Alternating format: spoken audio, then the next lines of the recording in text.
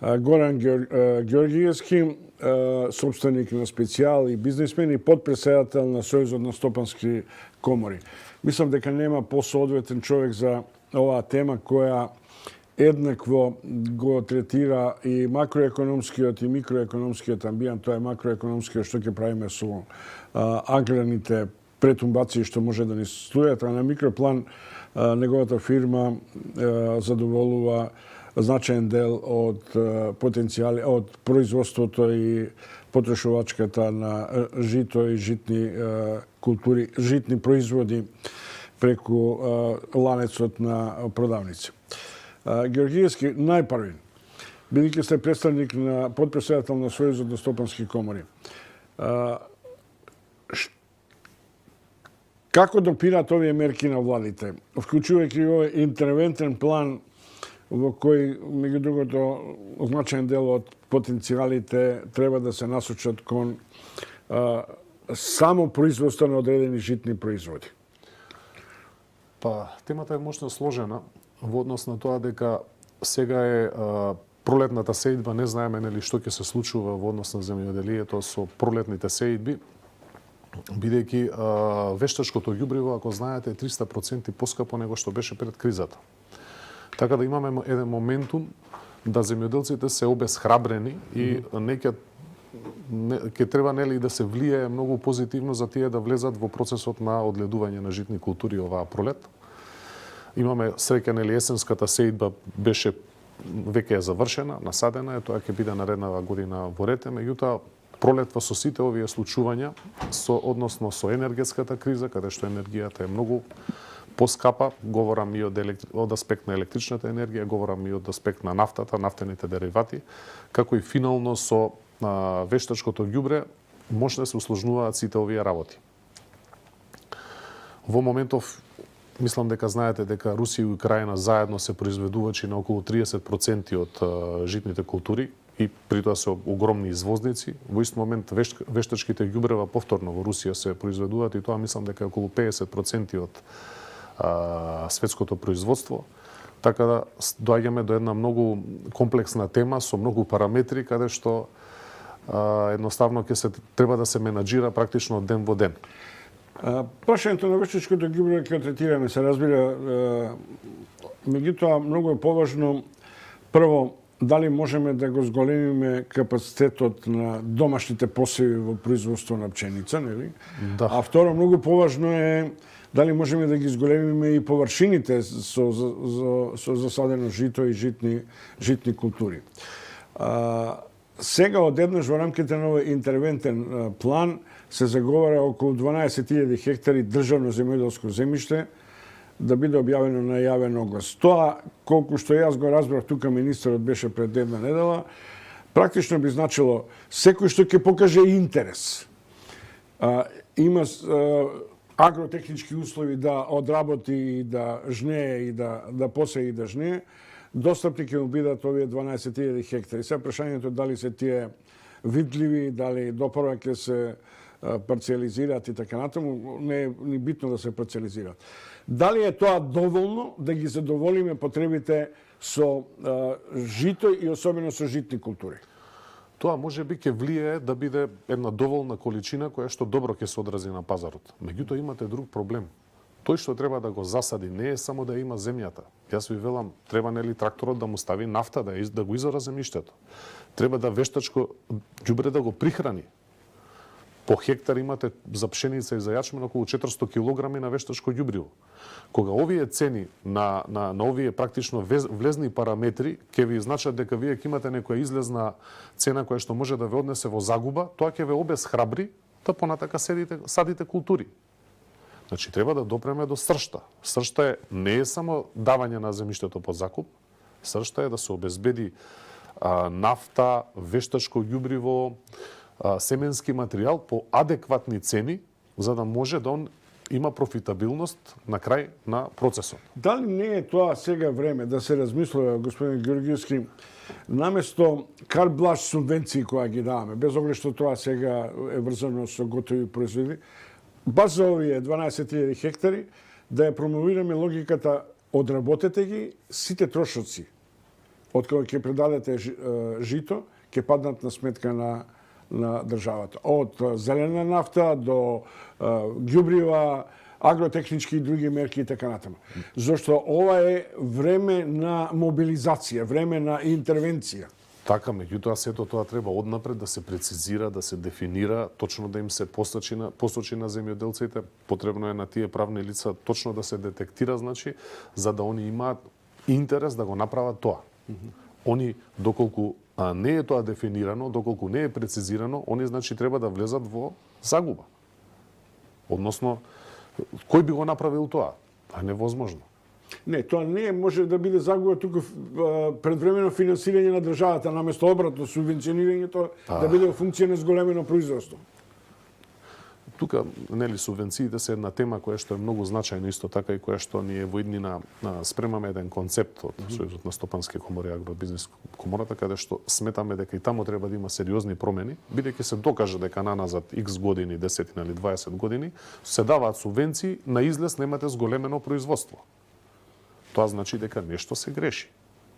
Потребно е субвенциите кои што ќе се дадат директно во полза да бидат на зголемување на производството. Тоа е на директна... 2019, јас тука на министерот му спорев, ние имаме сооднос меѓу увозот на храна и само производството 1:2. Значи, ни у еден момент, после 10 годишни субвенции, не субституиравме одредени производи или не зголемивме одредени површини за да можеме увозот на храна Точно да го... така. Тоа беше суштината на субвенциите. Не навлагам нели кој и како, меѓутоа суштината е дека мораше да биде зголемено домашното производство. Тоа е есенцијата која што требаше да се случи, за да во вакв моментум ние елегантно ја поминеме таа криза. Меѓутоа гледате дека се случува нешто друго и сега веројатно во една специфична состојба се пробува на еден интервентен начин да се направи нешто за да се засади и да се овозможи есента да се добијат, да се зголеми практично производството. Меѓутоа, на земјоделски култури. Меѓутоа, ќе треба тоа добро да се осмисли. Ќе треба добро да се изнајде концепт, да им се објасни на потенцијалните земјоделци кои што ќе работат таа земја, за да влезат во тој процес. Сега ќе биде многу тешко да се натера апропо овие цени кои што се на вештачкото ѓубриво, на нафтата, на семенскиот материјал, да влезат во ова, за да никој не ќе во наводници трн во здрава нога да си стави на некој начин.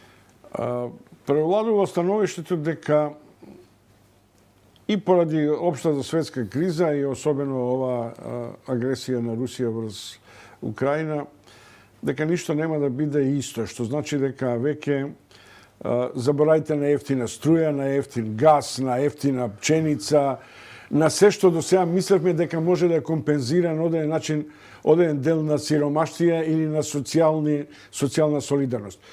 Колку ние и вие како бизнисмени сте подготвени да ја акцептирате оваа состојба и да предупредите на реакцијата за мерки владини кои треба долгорочно, краткорочно на 4-5 години, долгорочно на една декада? Ние веќе го антиципираме тој момент, исто така сметаме дека вистина електричната енергија нема веќе никогаш да се врати на цена од 50-60 евра по мегават час. Во моментумов е нели 200, 300, 400 постојано флуктуира. Исто така и на другите влезни инпути, ја ги нарекувам параметри. Меѓутоа, и веќе реално имаме некои индивидуални внатрешни концепти во секоја фирма што точно би направила за да во иднина го менаџира тој процес. Меѓутоа, на едно општо ниво, на државно ниво, се уште се нема никакви насоки во таа смисла, се нема концепт како тоа би се придвижило, каде да се насочиме. Јас повторно сметам дека нашето земјоделие треба да се насочи во производите кои што имаат додадена вредност. Тоа значи согласно на почвата, на квалитетот тоа да така, значи да се одредат веќе некои работи, да се прави обука на земјоделците, конечно да се влезе, тие мора да се обучуваат, да се сертифицираат, да се обучуваат органско производство, да се придвижиме во една друга насока каде што има додадена вредност. Само додадената вредност по производите ќе не извади од оваа ситуација.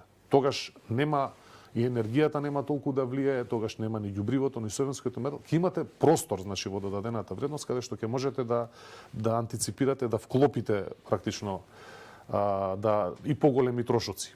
Уште две прашања, па да излеземе од аграрот малце да разговараме за овие стратешки други економски, макрофинански аспекти на действувањето на владата. Првото прашање е, вас ве прашувам како производител на разновидни житни производи и така натаму, дали вие не сте заинтересирани да инвестирате во производство на жито, во освојување на одредени земјоделски површини, што за сигурни извори би ви значило сигурен дел на собственото планирање? Па видите, индивидуално ние како правно лице, сепак тоа бара едно познавање, бара да го познавате земјоделието, земјата. Практично во еден сегмент ние сме терцијалниот момент на обработка на овие суровини. Има примарен елемент, примарното земјоделие, секундарен мелничарството и терцијален е прехранбената индустрија. Ние бидејќи, јас во принцип, тоа што добро не го знам, нели, тоа што добро со години не сум го работел, не би влегол во таа насока, односно ние си во рамки на нашето функционирање на компанијата, во овој терцијален елемент, таму ги правиме тие промени, тие акомодирање, да речем, на соодветнава ситуација, намалување на трошоци, додадена вредност на производи, извоз кој што е исклучително значаен, нели, делумно, нели, така на производи кои што ќе се движат со додадена вредност, конкретно тоа би бил финалниот израз, затоа што и во нашето производство секогаш треба да се размислува на тој начин. Јас сметам дека и стратегијата на државата во иднина треба да биде насочена кон таа додадена вредност по секоја гранка. Ако говорам од еден општ економски аспект. Тоа не носи во излез од една ни дава светло на крај на тунелот. Тоа е спорно. Кои се слабите точки на политиката на субвенционирање? Бидејќи субвенционирањето е составен дел на аграрот, стимулацијата од Европска унија, насочувањето на параметрите на прехранување и така натаму. Па веднаш ќе ви кажам, слабите точки се тоа што прво, нели, само пред малку искоментиравме дека наназад имаме субвенции X години, а прито имаме намалено производство на излезот. Значи некаде грешиме. Односно, самите субвенции треба да бидат поврзани и на крај, на излезот, на аутпутот да дадат зголемено производство. Тоа е суштината. Тука треба гол да дадеме, во фудбалски жаргон речено. А во овој момент, според нас, нели, наскоро ќе излеземе дека субвенциите мора да не бидат насочени само кон површина, односно кон метар квадратен површина. Се случува ситуација да имате луѓе кои што имаат земјоделци имотни листови, не ја ни обработуваат земјата, земаат субвенции.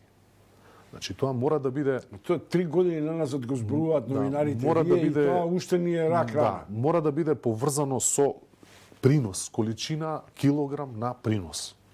Кога вие ќе имате количина килограм на принос, тогаш ќе добиете субвенција за тој килограм принос. Тоа ќе биде клучната мотивација која што ќе овозможи да се земат повеќе субвенции, бидејќи ќе се испорача повеќе килограм принос. Можеби ќе треба за некоја мали површини соодветно, нели, говорам хектар 2, 5, 10, до тука да биде на еден начин, по површина на земјиште, а од таму да биде по килограм принос. Значи една хибридна варијанта на давање на субвенции. Тоа јас сега го нафрлам како некоја тема која што треба да се осмисли. Начинот на откупот на тутунот, толку ќе донесеш, толку субвенции ќе добиеш од откупните килограми тутун. Да. Италија тоа единствениот начин во кој земјоделците може да бидат задоволни. Зашто еден аспектот е производи па продај и ќе добиеш, друг е аспектот на зголемување физички, квалитетно на производите, што значи дека делот субвенционирањето треба да биде во агротехничките и заштитните мерки. Така е. Значи, затоа треба да се направи еден концепт, да се осмисли тоа, еден сублимат од повеќе параметри. Меѓутоа, мора да биде, повторно ќе се вратам, приносот мора да биде клучен. Приносот треба да ги доделува субвенциите. бидејќи тоа е суштината. Инаку ќе се случува како сега оваа ситуација. Вие ќе имате огромен квантум на финансии за субвенции, така, а на излез ќе имате намален принос. И тоа од година во година ќе ви се намалуваат површини кои што се одгледуваат, ќе нема да се работи.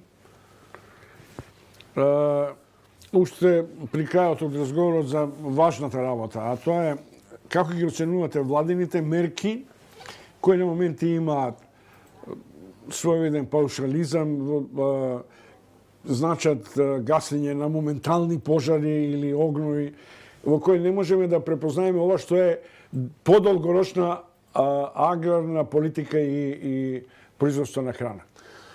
Па вака, јас сметам, нели, реално, иако исклучително тешка ситуација, дека сите мерки се насочени кон физичките лица, кон пензионерите, кон социјалните ранливи групи, што е во ред. Една држава секогаш треба да се грижи за тие групи на луѓе. Меѓутоа, сметам дека државата треба повеќе да обрне внимание на реалното производство, значи на производните компании, на бизнисот, бидејќи повторно се враќаме, тој бизнис вработува луѓе. Тие луѓе треба да земат плата.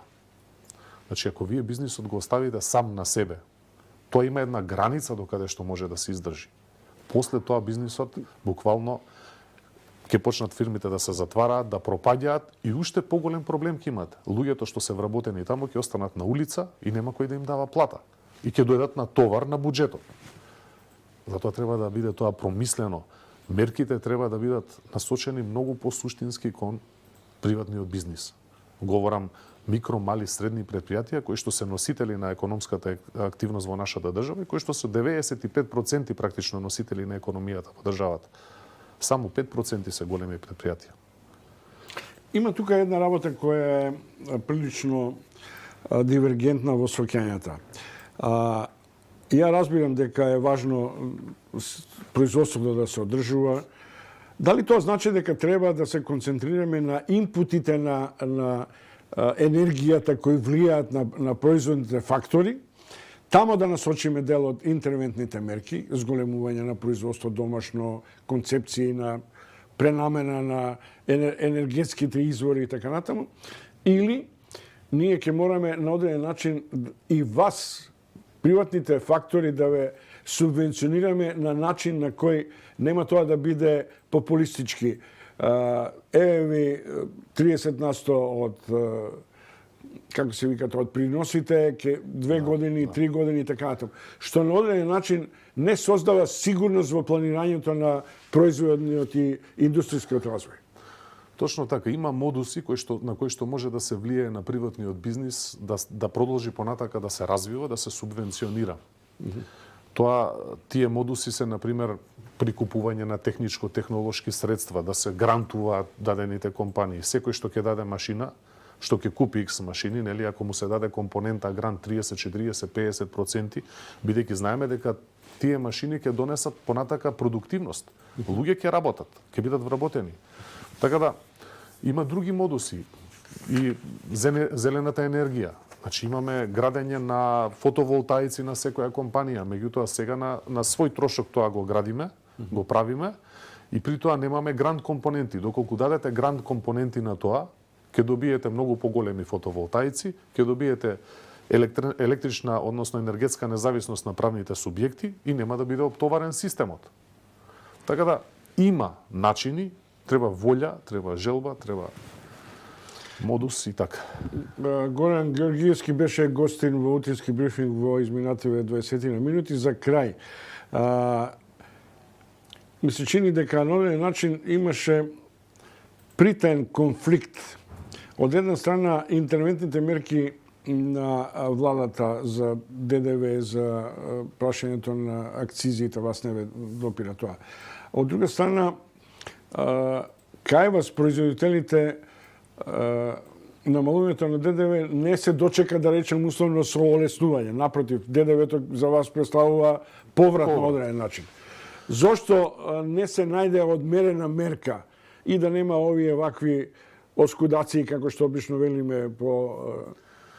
Јас вистина не знам, сметам дека можеше да се најде и некој друг начин на кој што повеќе ќе се влијае во однос на тоа. практично ДДВ-то е во ситуација да кога приватните правни лица го бараат како поврати во даночната пријава, тама го поднесуваат. Не е тоа мерка нели која што би било од некое огромно значение. Се надевам дека повторно ќе има некои мерки кои што ќе го таргетираат агробизнис сегментот, кој што го застапувам, и приватниот бизнис. Сметам, еве да речеме дека бидат овие почетни мерки. Меѓутоа, јас неколку пати истакнувам две мерки кои што се издвоени. Тие две мерки во дадениот момент кои што многу ќе значат за приватниот бизнис. Првата мерка е субвенционирање на електричната енергија до цената која што имаат регулираните потрошувачи на електрична енергија. Таму се поголем дел од микро и малите предпријатија, меѓутоа дел од малите и од средните не се на тој систем, односно се исфрлени на берза, сами да купуваат струја, што е исклучително скапо. И втората мерка, активирање на стоковите резерви по соодветно ниски цени, кои што ќе овозможат на приватниот бизнис исто да даде производ со соодветно ниска цена на Само што потрошувачи. стоковите резерви мора да имаат одреден квантум кој стално треба да се обновува. Ако ви го дадеме услово да кажем сето што е складирано, треба да купиме по поскапи цени. Ќе си менаџира државата, нели сепак затоа е Добро, уште само едноставно прашање кој веројатно нашите гледачи ќе поскапи лебот. нема да поскапи. Значи нема да јадеме како во Германија во наредните 6 месеци. Да, солидарен е со случувањето и до максимум ќе се одржат оние основни типови на леб да не поскапат. Солидарен е со населението и е дел од широките народни маси практично. Помага што може да во минимум да се одржат цените на основните производи, но сепак тоа има една граница.